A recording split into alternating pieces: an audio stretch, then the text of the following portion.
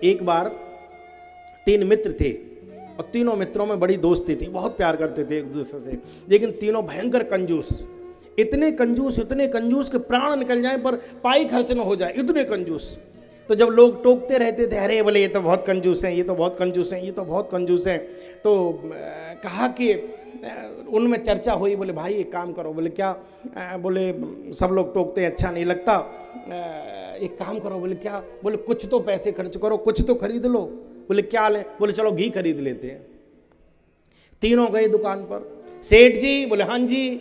अरे बोले कुछ चाहिए? सेठ जी तो देखते ही रह गए। बोले तुम्हें आज तक तो कभी कुछ लेने आए नहीं, क्या चाहिए?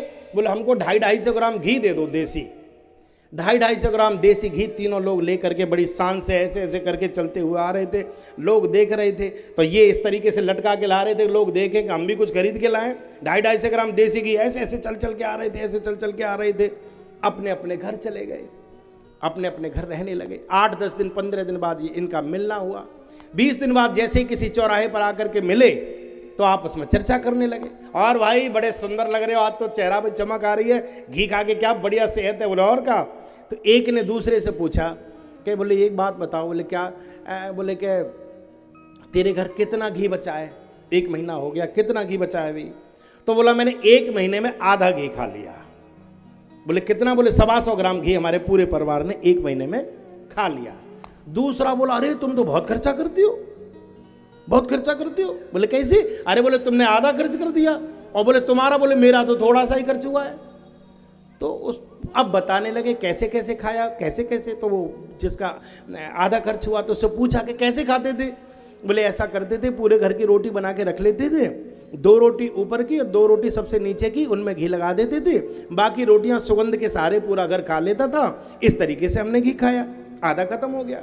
दूसरा बोला मेरा तो चम्मच ही भर मुश्किल से हुआ होगा। तो बोले तूने खाया ही नहीं होगा। बोले यार खाया कैसे नहीं है? तो बोले तूने कैसे खाया? 1 महीने में केवल इतना सा ही घी खर्च हुआ और रोटी सब चुप रही। बोले सब पे घी था, सब चुपड़ी हुई थी, एक भी बिना चुपड़ी हुई नहीं। तो बोले भाई तूने कैसे खा लिया? तो बोला सुन। बोले क्या? बोले पत्नी ने घर में स्वेटर बुनने वाली सिलाई रख रखी है, और जैसे ही सारे घर की रोटी बन के रख जाती थी और पत्नी एक सिलाई घी में डालती थी और उसी से छेद कर देती थी ऐसे रोटियों में, और सबका घी लग जाता था। तो बोले अच्छा तुमने ऐसे खाया? बोले हाँ ऐसे खाया। तो तीसरे से कहा कि तेरा कितना खर्च हुआ है? बोले मेरा तो इतना भी नहीं हुआ। अरे बोले तो तू खाता नहीं? बोले हाँ कैसे नहीं खाते?